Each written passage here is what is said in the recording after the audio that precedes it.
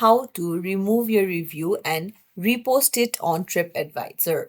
Hey everyone, welcome back to the channel. If you are new here, don't forget to hit the subscribe button and turn on the notification bell to not miss any updates. In this video, I'm going to show you how you can delete your reviews and then repost it on TripAdvisor. Let's dive right in. Open up any browser and then head over to tripadvisor.com. Go to your profile icon in the top right and then tap on profile. Now scroll down and here you'll find your reviews. Now if you want to remove it, you can tap on the three dots and then tap on delete.